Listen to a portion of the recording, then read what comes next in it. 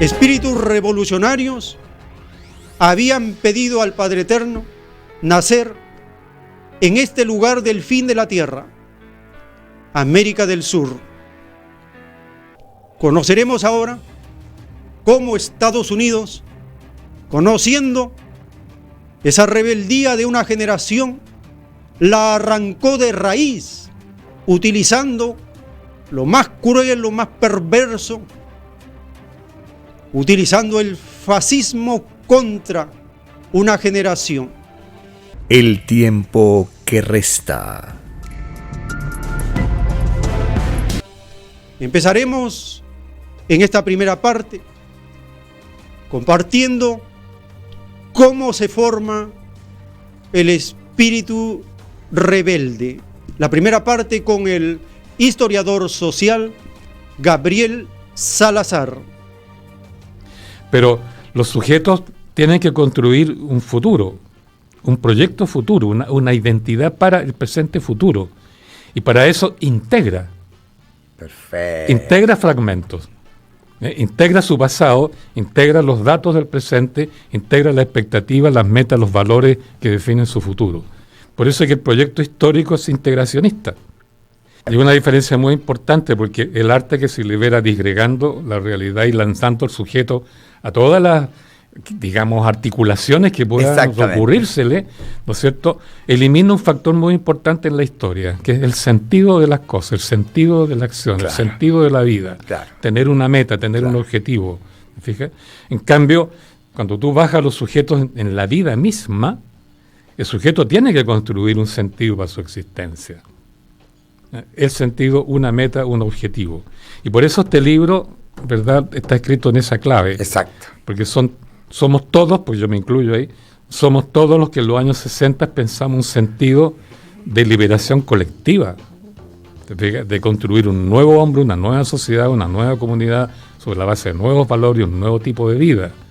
Pero para eso tuvimos que hacernos rebeldes frente al sistema existente que estaba fracasando y haciendo agua por todas partes, ¿no? Entonces, por un lado, destruir el sistema, amenazando al sistema y arriesgando que el sistema nos dé un guascazo como sabe darlo, ¿no? Pero por otro lado, nosotros, ¿cómo nos integramos para hacer esa tarea? Pues entre todos nosotros, solidaridad, asociatividad, comunidad, cooperatividad, amor, cariño, ¿no? Por eso el rebelde tiene esta doble dimensión, el rebelde frente al sistema, pero no puede ser verdaderamente rebelde si no junta la fuerza social necesaria para cambiar el sistema. Y para construir fuerza social tienes que practicar camaradería, compañerismo, solidaridad, comunitariedad, una fuerza mística por ese lado. Y eso es lo que hace lindo la rebeldía. El compañerismo, ¿te fijas? El humanismo que hay ahí. Entonces, por eso este libro habla de eso, cómo se fue construyendo el rebelde en esa doble dimensión, como crítico del sistema que amenaza el sistema y como un hombre que a través del cariño, el amor, la camaradería, quiere construir la fuerza social para construir un nuevo sistema. Claro, eso que aparentemente suena contradictorio es absolutamente consistente. Claro. Entonces, por eso es que tú construyes subjetivamente y colectivamente la generación del 60, un norte de vida, un sentido a tu existencia, una identidad que camina por un camino, una gran alameda, digámoslo así, ¿no?, de la historia, que va a alguna parte. Entonces, por eso es que el libro va por ahí, empieza por ahí, pero luego se confronta con la realidad de la dictadura brutal, violación de derechos humanos, tortura, muerte, violación de mujeres, etcétera, con todo el horror que puede tener la no humanidad. Y ese es el choque que afecta a esta generación. Entonces, el gran problema de fondo es que nos derrotaron, nos barrieron por el suelo, nos echaron del país, nos mandaron al exilio, tuvimos que adaptarnos a una sociedad distinta, donde nuestros valores no tenían de manera alguna de implementarse, y volvemos y nos cambiaron la sociedad. Entonces, ¿cómo se reconstruye allí un sujeto? ¿Te fijas? Sus valores, su solidaridad, sus críticas. Después que te han derrotado y pasaste 20 años derrotado y vuelves viejo a este país. Porque los ex prisioneros que están en Chile, que tienen todo un movimiento, ¿no es cierto?, de los prisioneros políticos, son todos viejos de mi edad, pues, más o menos, poco menos diría yo. Yo soy mayor que el promedio. Entonces, esa es toda la historia, ¿no? Entonces aquí está la historicidad, tal como la entendemos nosotros, está en el punto álgido de ebullición. Yo creo que eso es lo que hace importante, creo yo, este libro. Esta conspiración realizada por Estados Unidos con su títere Pinochet y la cúpula de los militares en Chile para aplastar a un pueblo que tuvo fe en sí mismo. Dice el plano celeste: ¿por quién entonces tenéis vuestras manos manchadas con sangre, si no defendéis lo que es del Padre? De verdad os digo, demonio de la falsedad y de la servidumbre extranjera, que tendréis que responder ante el pueblo de todos los crímenes, matanzas silenciosas y vuestra traición a un pueblo que tuvo fe en sí mismo. Mas vosotros, demonios de la fuerza, aplastasteis violando la ley de Dios. Si sois malditos delante del Padre, ¿qué moral podréis enseñar al mundo? Escrito por el enviado, Alfa y Omega. En esta segunda parte de la edición que hacemos de la entrevista realizada por la emisora La Clave en Chile al historiador social Gabriel Salazar, nos explicará acerca de ese plan maquiavélico, como lo anuncia la revelación, de destruir y aplastar con sangre y fuego la fe de un pueblo que quiso cambiar la sociedad y el continente. Compartimos la segunda parte de esta entrevista. Antes del 73, entre 1938 y 1973, la otra democracia, todos los chilenos de una u otra manera comenzamos a esperar que el Estado iba a resolver nuestros problemas. Perfecto. ¿No es cierto? Y por eso que desarrollamos toda una enorme capacidad y habilidad para pedir pliego de petición, y si no me responde positivamente al pliego de petición, protesta. Entonces nos especializamos como ciudadanos, como sujetos sociales, a pedir, protestar, frente a este gran demiurgo, este gran papá, o esta gran nodriza, como dicen algunos. Llamado Estado. Claro, llamado Estado, sistema político, que nos iba a resolver estos problemas. Por eso en ese periodo nosotros creíamos profundamente en los políticos. Creíamos en Frei, creímos hasta en Alessandri, Jorge Alessandri, creímos en Allende, creíamos en los partidos políticos, éramos casi fanáticos por los partidos políticos. Claro. Ellos nos iban a resolver. Entonces, actuábamos como si tuviéramos un gran papá, un gran Estado patriarcal, ¿te fijas? Que nos resolvía todo. Una especie de superhombre, ¿no? O mujer maravilla, si queremos poner, para estar al día. Para estar al día, claro. Exactamente. ¿Qué pasó con el régimen militar y de violación de derechos humanos? Para decirlo más resumidamente. No. ¿Qué hizo Pinochet? No resumas, por favor. Lo que hizo Pinochet es pulverizar de una plumada este Estado, este gran patriarca, este señor que nos resolvía todo, y nos dejó un vacío. Eso provocó un enorme cambio en todos los chilenos, jóvenes, viejos, sobre todo los más viejos que todo, porque al no tener este gran papá, ya no podíamos pedir, era nuestro enemigo inclusive, se transformó en enemigo. Ya no podíamos pedirle ni confiar en él. Entonces, ¿qué hicimos? Luego de mirar durante 30 años hacia arriba, o 40 años, hacia arriba, y esperar la esperanza de que llegaran las soluciones, nos miramos cara a cara, ojo a ojo. ¿Qué hacemos, viejo? ¿Qué hacemos, vieja? ¿Qué hacemos, chiquillo? Y comenzamos a conversar. Por eso, los años 73 hasta el 90, toda la sociedad civil, bueno, los más afectados por el golpe, ¿se entiende? Conversamos, dialogamos. De ahí que aparecen conceptos nuevos, jornadas, perfecto, talleres, encuentros, ¿te fijas? Seminario, sobre todo la palabra jornada, y aparecen espacios para mostrarnos los recuerdos, digamos, cada uno mostrando los recuerdos. Y están, por ejemplo, las capillas de la Iglesia Católica, donde nos reuníamos, está Punta de Chalca, donde se reunían hasta los dinos de la policía secreta de Pinochet, también fueron a reunirse allá una vez por lo menos a Punta de Chalca. O sea, iniciamos una conversación porque ya dejamos de creer en este gran papá y comenzamos a creernos y a confiar entre nosotros. Entonces, eso provocó un cambio enorme en las bases de la política. Perfecto. Por eso hoy día no creemos en los partidos políticos. El 98%, según la encuesta de los chilenos, Qué impresionante. no cree. Pero es que es la crisis total. Total. Hay que decirlo así, de esa Claro, manera. claro. No se cree en el sistema político, no se cree en el modelo. Y por eso los pobres partidos políticos y los políticos no hayan que hacer para recuperar su representatividad, que bueno, por lo demás nunca la tuvieron realmente como debe ser, ¿no? Y eso explica por qué las Naciones Unidas, cuando hizo un estudio de la situación de los chilenos, por ahí por el año 96, 98, llegó a la siguiente conclusión. En Chile, la política se ha comenzado a ciudadanizar y a desestatizar y a despolitizar en el sentido de los políticos y los partidos políticos, ¿no?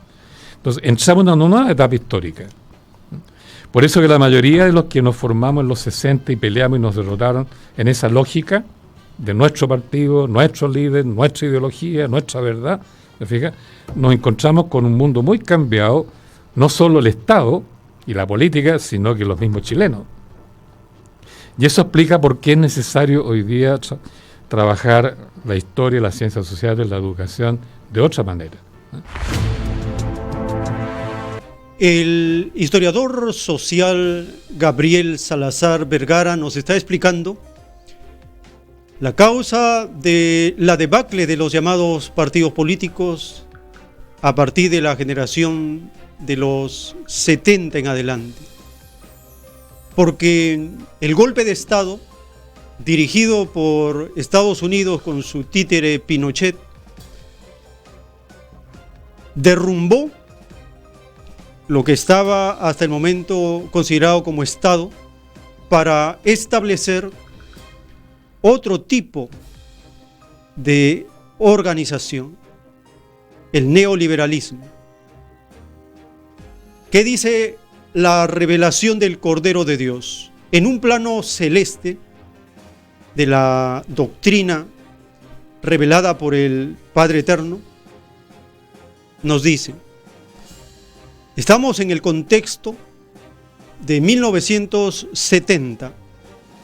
El autor de la doctrina se encuentra en Chile, en medio de esa transformación social que vive ese pueblo. Tiene 39 años el autor de la ciencia celeste en 1970. Es un joven de 39 años que está en medio del pueblo, en medio de los humildes que quieren forjar su destino, y ocurre un evento que está registrado en el reino de los cielos. Dice el plano celeste: sé, hijito, que estos demonios de la derecha todo lo falsearon, mas todo se sabrá desde el mismo instante en que el hermano Salvador se recibió de presidente, según está escrito en el reino de los cielos. Los demonios, que nada les importó la justicia de los demás, empezaron a conspirar para hacerle caer. Sé, hijito, que tú lo sabías, porque lees las mentes de los demás. Satanás se refugió en la fuerza. Es el fin de una dinastía llamada militarismo, azote de la humanidad, filosofía demoníaca. porque ninguno que fue militar en este mundo entrará al reino de los cielos. Nadie pidió al Padre intimidar a otro. Escrito por el enviado, Alfa y Omega. Acá hay una revelación clave. El hermano Salvador está escrito su mandato en el reino de los cielos. ¿Por qué? Porque a partir de esa experiencia de 6 años y con el éxito garantizado de ella, se iba a extender por el planeta este modelo, este ejemplo de transformación social, es decir, llegar al socialismo por la vía pacífica.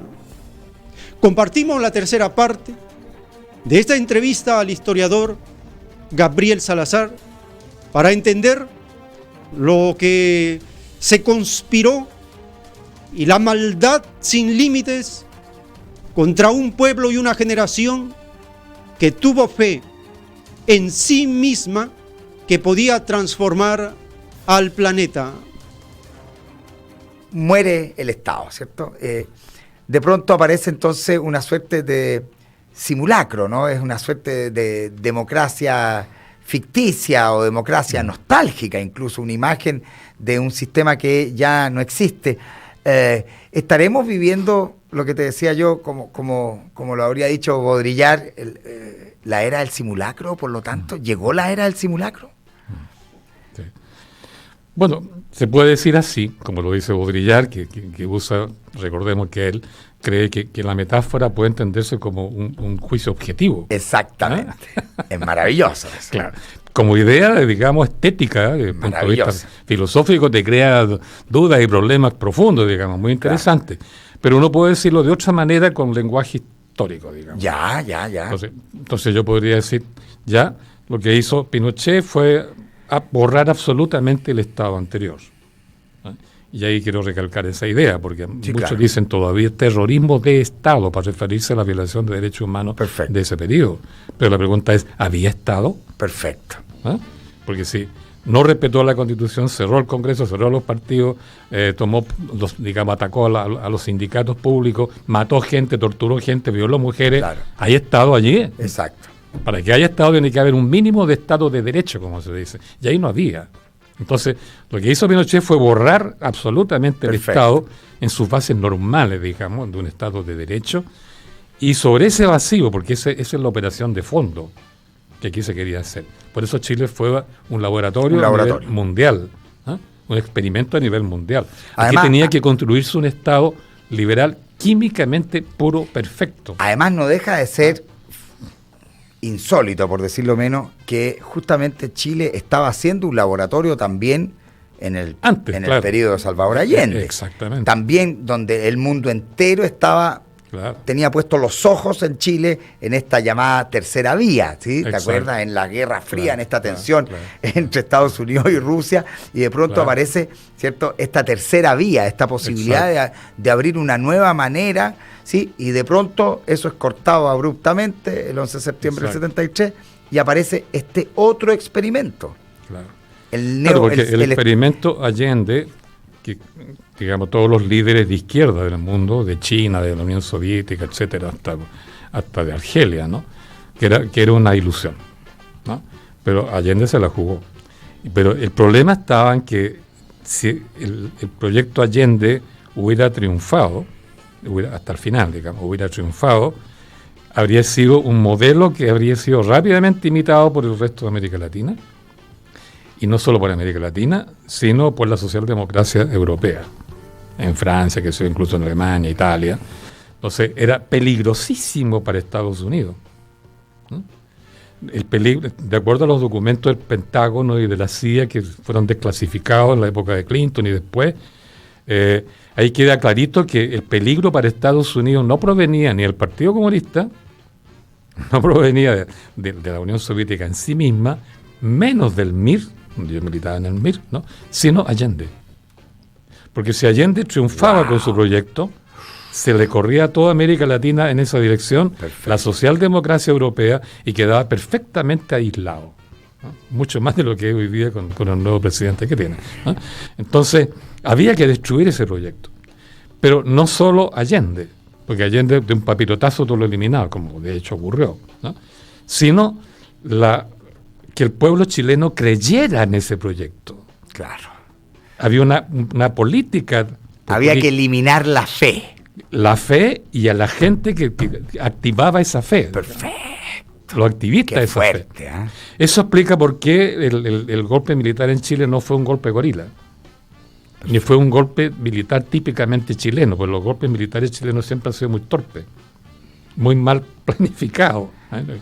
Con todo respeto por los militares, pero los golpes que ellos dieron por iniciativa propia, bueno, basta ver lo que pasó con el Tancazo, cómo mataron al general Schneider, si hablamos de otros golpecitos anteriores, lo mismo, ¿eh? Entonces, no, aquí había que hacer un golpe militar para eliminar las raíces del proyecto Allende. Escrito el título 3309. En la prueba de la vida surgió una extraña llamada sociedad.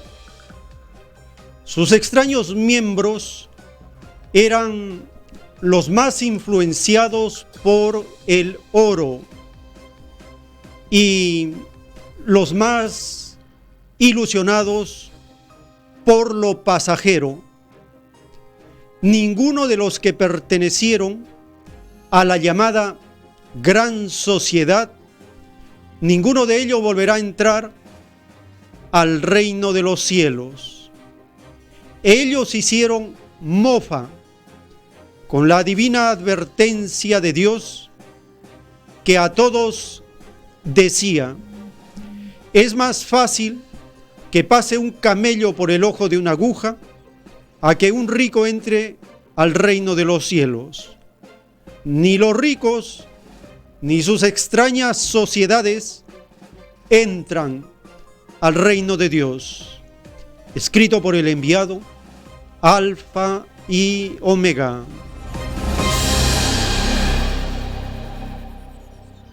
Una vez que se consumó el golpe de Estado contra un pueblo rebelde, empezó el exterminio. ¿Y cómo iban a imponerse en la nueva generación, en la población? A través de una ilusión que se llama el consumo, porque no podían convencer a esa generación de las bondades del neoliberalismo por el intelecto. Tuvieron que recurrir a la ilusión, a lo pasajero, a la mercancía, al artificio, al consumo. Y comenzaron a dar tarjetas de crédito y a esclavizar a la población. Compartimos la siguiente parte de la entrevista al historiador Gabriel Salazar acerca de este terrible veneno que es el consumo para la sociedad, porque los llega a considerar no personas, sino consumidores, no seres humanos, sino clientes. O sea, era un proceso de fumigación. Claro, y eliminar la cultura política que se había enquistado y sobre todo eliminar a la juventud que podía defender eso con su vida. La generación joven del 60. Eso puede explicar por qué la represión y la violación de derechos humanos fue dirigida fundamentalmente a la gente joven y los partidos jóvenes. Movimiento Izquierda Revolucionaria, el MAPO, por ese lado, algunos socialistas. El MIR. Y el MIR, sobre todo el MIR, ¿no? Entonces, y de ahí que no solo los tomaron presos, no solo los mataron, los torturaron, sino que los que quedaron libres los expulsaron. Porque no fue el nuestro no fue un exilio opcional. Salimos libres y comenzamos hostigando por las calles, ¿eh? A mucha gente los tomamos presos de nuevo, a otros los seguían los autos por las calles, les metieron miedo, ¡pum!, los obligaron a irse. Entonces, toda una generación política que pudo haber peleado contra el nuevo modelo y haber luchado en pro del viejo sistema fue eliminada. Y eso está aquí en este Eso libro. está en Voces Profundas. Claro. Compañeros y compañeras de está clarito Villa. ahí. Ya, eso está ahí. explicitado en Voces Claro. Profundas. Entonces, la cuestión es que había que construir ellos tenían un nuevo modelo de Estado neoliberal. De acuerdo a la teoría más pura, Chicago Boys, Exacto. Hayek, Milton Friedman, qué sé yo, y compañía, y había que borrar eso e instalar algo nuevo. ¿No? Entonces había que meter una nueva cultura. Exacto. Política. Inocular de alguna manera nuevos deseos. Claro. Y la nueva cultura política no podía ser inoculada por seducción porque nadie iba a creer, pero sí a través del mercado y el consumo. ¡Wow! Pues el modelo tiene una parte terrible que es el modelo neoliberal en sí mismo, pero la estrategia del mercado, el consumismo, la concesión de crédito, te ofrecen crédito a cada rato para que compre, era la base de crear un nuevo, como dijera, una cultura cívica pasiva. Perfecto. Volcada al consumo individual, eliminando la solidarización de los grupos que buscaban un cambio profundo. Porque tú ves que la capacidad de seducción de los políticos neoliberales, sean de derecha realmente de centro, es ninguna. Claro, nadie les cree. Es virtualmente nula. Nadie les cree. Y los que de alguna manera, por un momento entusiasmaron, después los votan lastimosamente. Y está pasando con los mismos líderes alternativos de izquierda que jugaron a las elecciones. ¿Dónde está Manfred Magnef? Claro. ¿Dónde está Sara Larraín, Muleán, Jorge Arrate? ¿Te fijas? Uno tras otro, el MEO, inclusive, están desgastados, ¿no? Claro. Y ya no juegan ningún rol significativo, no entusiasman, no mistifican a la gente, ¿no? Entonces, los políticos con el discurso neoliberal y con el discurso, podríamos decir, que quiere reforma pero sin cambiar el modelo, ¿no? Los reformistas no encandilan, no seducen, no se creen en ellos. Entonces la gente se está creyendo a sí misma. El problema es que se nos olvidó que los ciudadanos podemos entendernos, desarrollar nuestra soberanía, convocar por nosotros mismos una asamblea constituyente y darle al país la constitución que realmente queremos nosotros, deliberando en libertad, ¿no? Eso no lo sabemos hacer, porque se nos olvidó cuando lo hicimos, pasó mucho tiempo atrás, y nadie nos enseña eso, se olvida, la historia social sí lo cuenta, ¿no? Porque nadie nos enseña a ser soberanos, nadie nos enseña a construir Estado, Claro. nadie nos enseña a ser una asamblea constituyente, ¿me fijas? Entonces, por eso estamos trancados, estamos aprendiendo lentamente un camino político diferente. Y claro, toda esta política que perdió credibilidad, que perdió legitimidad, que perdió representatividad, sigue, pero como una inercia, como dicen en una película, hombre muerto caminando. Dead Man Walking. El tiempo que resta.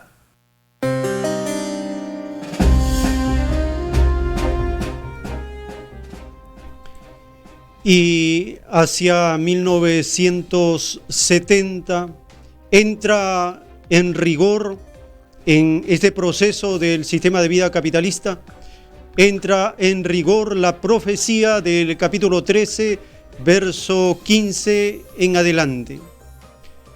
Y se le permitió infundir aliento a la imagen de la bestia, para que la imagen hablase e hiciese matar a todo el que no la adorase, y hacía que a todos, pequeños y grandes, ricos y pobres, libres y esclavos, se les pusiese una marca en la mano derecha o en la frente, y que ninguno pudiese comprar ni vender, sino el que tuviese la marca o el nombre de la bestia o el número de su nombre.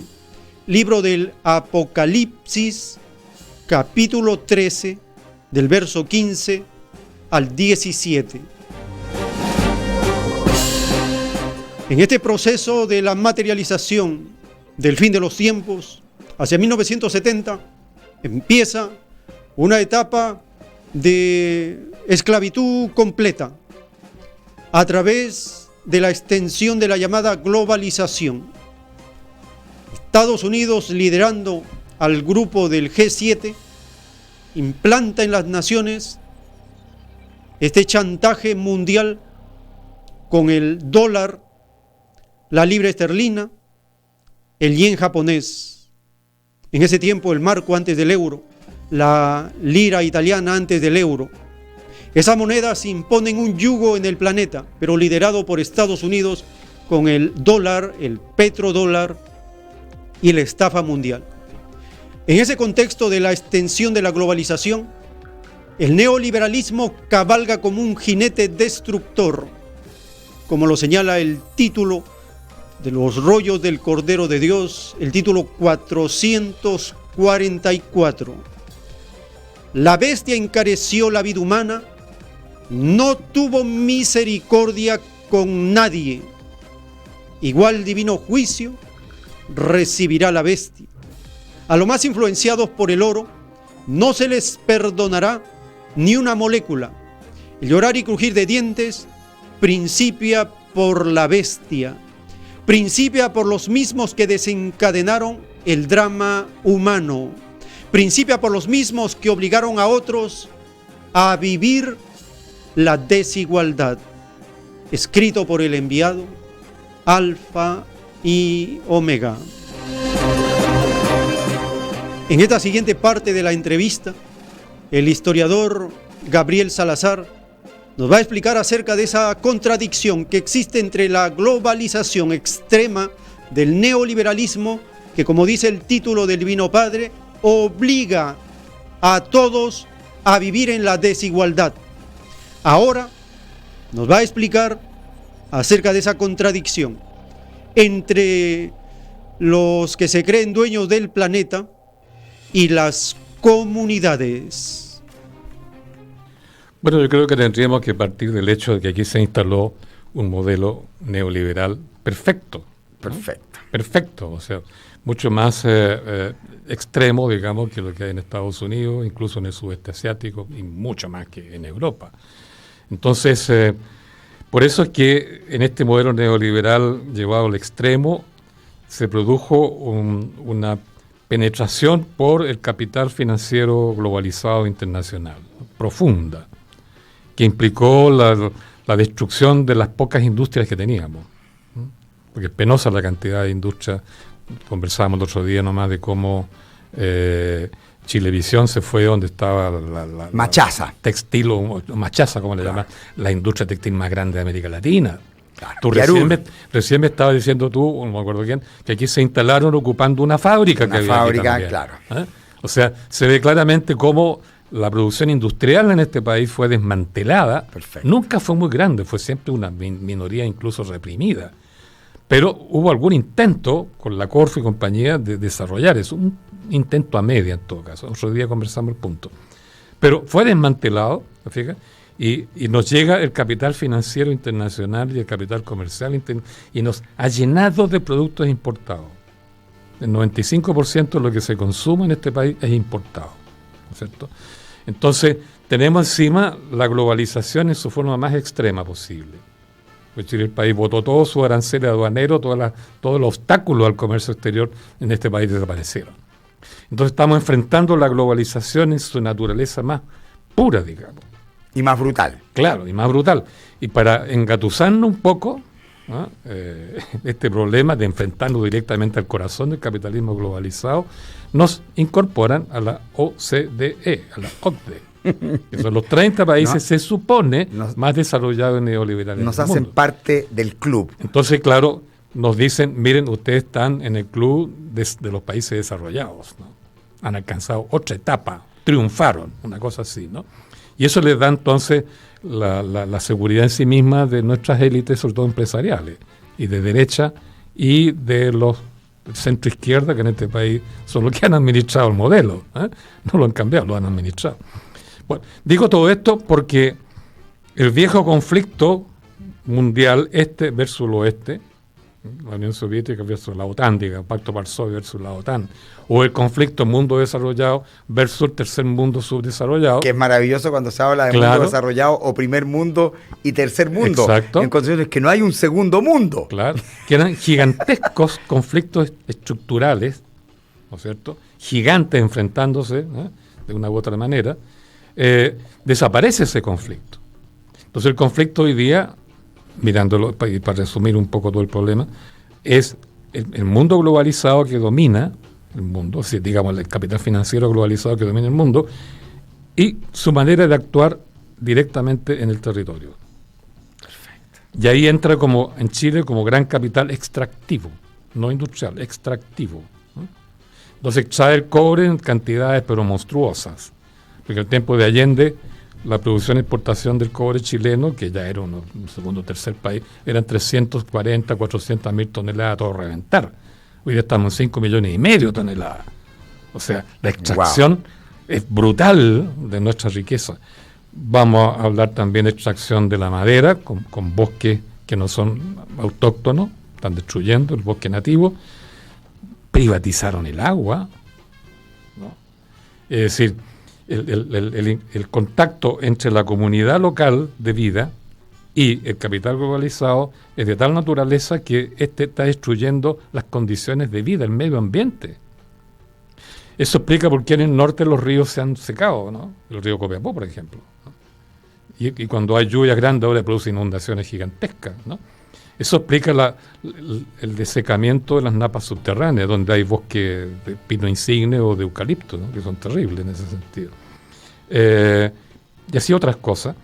Entonces, ¿qué pasa? Que hoy día no es la clase obrera explotada, la que es la víctima del nuevo tipo de organización que tenemos, es la comunidad local. El tiempo que resta. En un plano de la revelación del Cordero de Dios está escrito: es más fácil que entre al reino de los cielos uno que fue comunista en la tierra a uno que no lo fue, uno que por lo menos trató de imitar, aunque en forma imperfecta, a uno que no imitó a lo del cielo en nada. He aquí por qué Satanás siempre ha perseguido toda forma de comunidad. La división ha sido su reinado. Solo Satanás se divide a sí mismo. El privilegiado se vuelve egoísta con lo que posee y no titubea en dividir a otros con tal de no perder sus privilegios. Más aún, es capaz de llegar al crimen, la falsedad y la calumnia. Escrito por el enviado Alfa y Omega. Dice la revelación del Divino Padre que Satanás siempre ha perseguido toda forma de comunidad. Y lo leemos en Hechos de los Apóstoles, capítulo 4, verso 32. Todas las cosas en común significa en comunismo o comunidad. Y la multitud de los que habían creído era de un corazón y un alma, y ninguno decía ser suyo propio nada de lo que poseía, sino que tenían todas las cosas en común.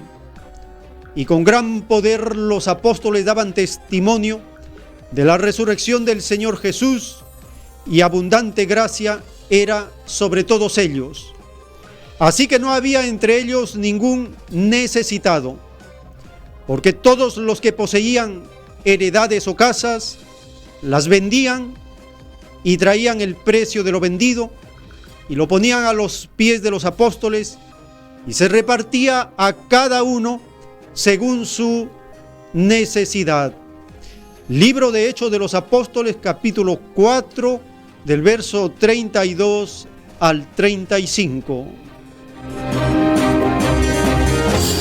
Compartimos ahora la parte final de esta entrevista al historiador social Gabriel Salazar Vergara, y nos va a hablar de esa lucha heroica que ahora las comunidades del África, del Asia, de la América Latina enfrentan, resisten contra poderes inmensos del planeta, como son las corporaciones, las transnacionales, estos instrumentos de la bestia capitalista, la defensa de la comunidad por la vida en contra del imperialismo.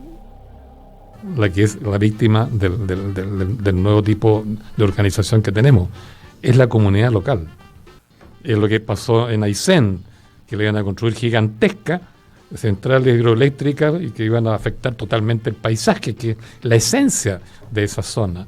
Es lo que pasó con el bosque nativo y los mapuches, ¿no? Etcétera, etcétera. Entonces, las comunidades locales han visto cómo este modelo está destruyendo sus condiciones de vida, está afectando a sus niños, está desecando el agua, desaparece el bosque. Entonces, ha producido la reacción de las comunidades locales. Hoy día la comunidad local es el enemigo del sistema. El conflicto hoy entre el modelo globalizado y la comunidad local. Y tú lo ves en Chile, ¿no? Cómo la comunidad freirina derrotó a un gigante, la productora de chancho que es más grande del mundo, según se pretendía. Cómo en Aysén sacaron de encima un gigantesco proyecto internacional.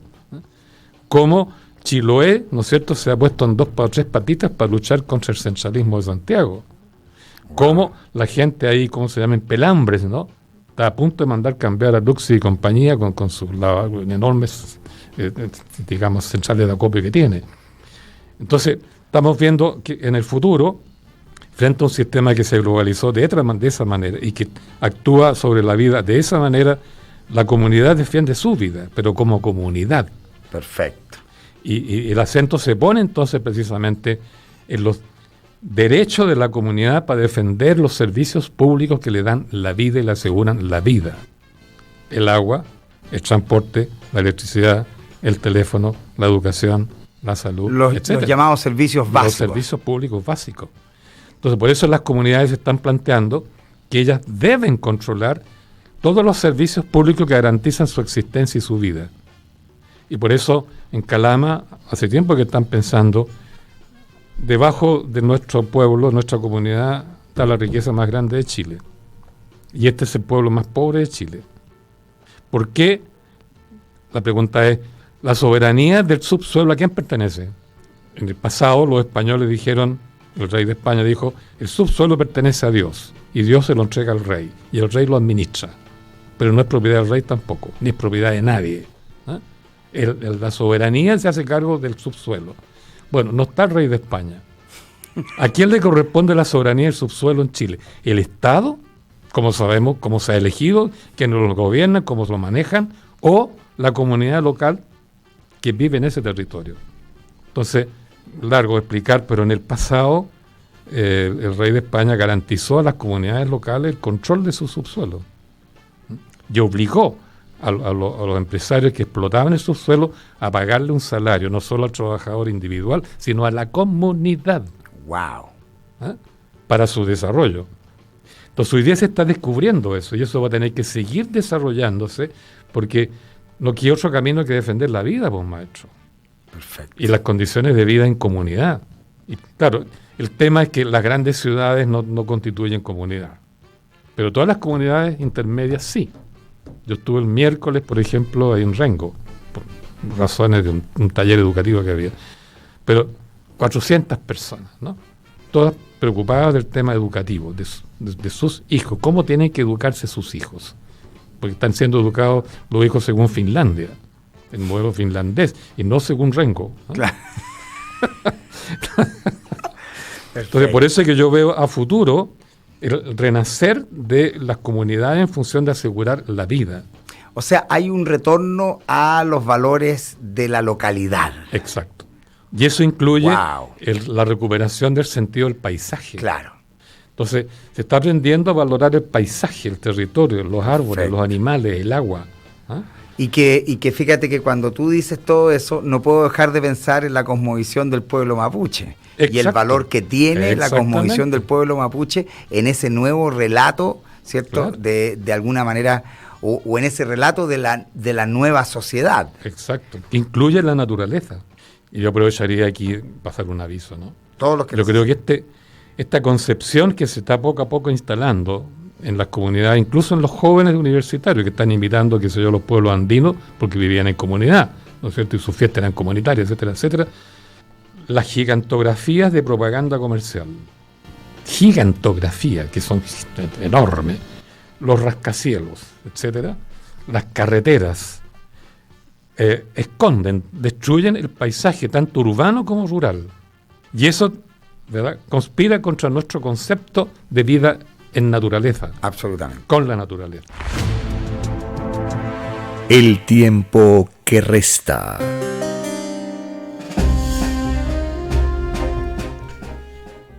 Hemos compartido esta edición de una entrevista realizada al historiador social Gabriel Salazar Vergara. Interesante para nuestra comprensión de cómo ha ido cambiando los procesos sociales, de la transformación social, de la revolución, de los cambios, de los intentos que han hecho los pueblos de América del Sur para tener una comunidad, un beneficio colectivo, para aspirar a una justicia social. Ahora, como el modelo neoliberal de Chile se implantó en el Perú, un calco, una copia, un remedo de lo que se hizo en Chile, en el Perú continúa el neoliberalismo cabalgando como un jinete destructor.